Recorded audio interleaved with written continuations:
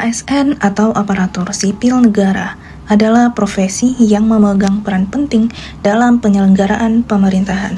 Tapi, tahukah kamu, dalam sistem kepegawaian di Indonesia, aparatur sipil negara atau ASN dibagi menjadi dua jenis, yaitu PNS dan P3K. Dalam Undang-Undang Nomor 20 Tahun 2023 tentang Aparatur Sipil Negara dijelaskan bahwa pegawai negeri sipil atau PNS adalah warga negara Indonesia yang memenuhi syarat tertentu diangkat sebagai pegawai ASN secara tetap oleh pejabat pembina kepegawaian untuk menduduki jabatan pemerintahan. Sedangkan pegawai pemerintah dengan perjanjian kerja atau P3K adalah warga negara Indonesia yang memenuhi syarat tertentu yang diangkat berdasarkan perjanjian kerja untuk jangka waktu tertentu dan dalam rangka melaksanakan tugas pemerintah dan atau menduduki jabatan pemerintahan. Kedudukan ASN dalam Undang-Undang Nomor 20 Tahun 2023 menyebutkan bahwa pegawai ASN menjalankan kebijakan yang ditetapkan oleh pimpinan instansi pemerintah, serta pegawai ASN harus bebas dari pengaruh dan intervensi semua golongan dan partai politik. Berdasarkan Undang-Undang Republik Indonesia Nomor 20 Tahun 2023 tentang Aparatur Sipil Negara, pegawai aparatur sipil negara atau ASN berperan sebagai perencana, pelaksana, dan pengawas penyelenggaraan tugas umum pemerintahan dan pembangunan nasional melalui pelaksanaan kebijakan dan pelayanan publik yang profesional, bebas dari intervensi politik, serta bersih dari praktik korupsi, kolusi, dan nepotisme. Berdasarkan tugas dan fungsinya, ASN memiliki peran sebagai yang pertama yaitu sebagai pelaksana kebijakan publik. Kebijakan yang dibuat pemerintah tidak akan berarti tanpa pelaksanaan yang tepat. ASN memastikan setiap program, mulai dari pembangunan infrastruktur, pendidikan, kesehatan, hingga pelayanan sosial dapat diwujudkan di lapangan. Mereka menjadi jembatan antara keputusan pemerintah dan manfaat yang dirasakan oleh rakyat. Peran kedua yaitu sebagai pelayan publik. ASN hadir di garis depan untuk memenuhi kebutuhan masyarakat.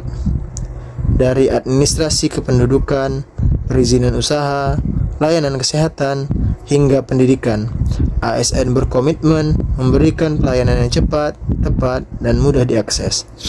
Pelayanan ini bukan sekedar kewajiban, tapi bentuk nyata pengabdian kepada bangsa. Peran ketiga yaitu sebagai perekat dan pemersatu bangsa. Indonesia adalah negara yang beragam suku, agama, dan budaya.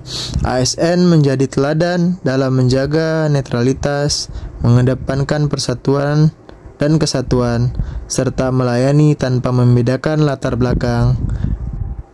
Dengan sikap ini, ASN menjadi simbol bahwa negara hadir untuk semua.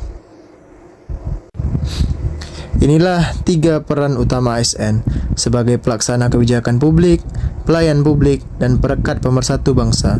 Melalui peran ini, ASN menjadi pilar penting dalam pembangunan Indonesia yang lebih maju dan sejahtera.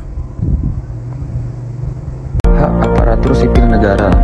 Yang pertama ada hak atas gaji dan tunjangan. Menerima gaji pokok dan tunjangan sesuai dengan jabatan dan masa kerja, serta hak atas bonus dan intensif jika memenuhi kriteria yang ditetapkan. Yang kedua ada hak atas jaminan sosial. Mendapatkan jaminan kesehatan, jaminan kecelakaan kerja, jaminan hari tua, dan jaminan pensiun sesuai dengan peraturan yang berlaku. Yang ketiga ada hak atas cuti. Berhak atas cuti tahunan, cuti sakit, cuti melahirkan, dan cuti penting lainnya sesuai dengan ketentuan yang berlaku. Yang keempat ada hak atas pengembangan karir. ASN berhak untuk mengikuti pendidikan dan pelatihan untuk meningkatkan kompetensi dan pengembangan karir, serta mendapatkan promosi jabatan jika memenuhi persyaratan. Yang kelima ada hak atas lingkungan kerja yang aman dan sehat. Berhak atas lingkungan kerja yang aman, nyaman, dan sehat, serta mendapatkan perlindungan dari bahaya kerja. Yang keenam ada hak atas informasi dan partisipasi. ASN berhak untuk mendapatkan informasi yang jelas dan transparan mengenai kebijakan dan operasional instansi, serta berhak untuk berpartisipasi dalam pengambilan keputusan yang berkaitan dengan pekerjaan. Kewajiban aparatur sipil negara yang pertama, setia dan taat kepada Pancasila, Undang-Undang Dasar Negara Republik Indonesia tahun 1945, Negara Kesatuan Republik Indonesia, dan pemerintah yang sah. Yang kedua, menjaga etika dan martabat ASN, baik dalam pelaksanaan tugas maupun di luar pelaksanaan tugas. Yang ketiga, ada profesionalisme, melaksanakan tugas dengan profesional, berkualitas, dan akuntabel. Yang keempat, ada disiplin, dengan menjaga disiplin dan menaati peraturan perundang-undangan yang berlaku. Yang kelima, ada kerjasama, bekerja sama dengan seluruh pegawai dan pihak terkait dalam melaksanakan tugas. Yang keenam, ada pelayanan publik, dengan memberikan pelayanan publik yang prima, cepat, tepat, dan adil. Yang ketujuh, melindungi dan merawat aset negara, dengan melindungi dan merawat aset negara yang dipercayakan kepadanya. Dan yang terakhir, dengan menjaga kerahasiaan informasi terkait tugas dan jabatan. Contoh-contoh penerapan kode etik dan kode perilaku di lingkungan Kementerian Kesehatan. Melengkapi kebutuhan layanan dengan menggali dan memahami permasalahan di masyarakat, bersikap ramah dan dapat diandalkan, melaporkan data dan informasi aset kekayaan dan barang milik negara dengan tepat sesuai fakta, berkomitmen menyelesaikan tugas dengan tanggung jawab kepada publik,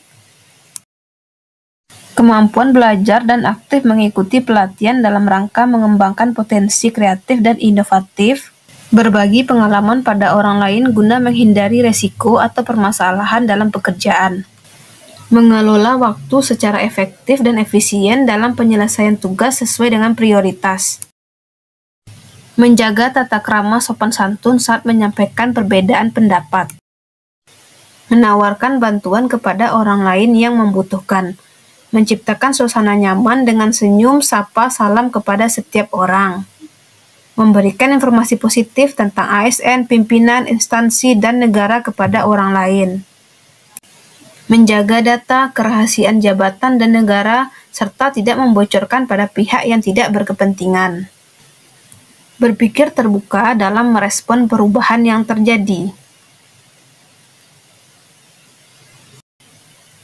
proaktif dan terus menciptakan inovasi sesuai kebutuhan. Mendorong pihak lain untuk berkontribusi, berinisiatif secara proaktif untuk terlibat dalam sebuah tim, dan melibatkan rekan kerja dari berbagai fungsi dan keahlian dalam mencapai tujuan organisasi.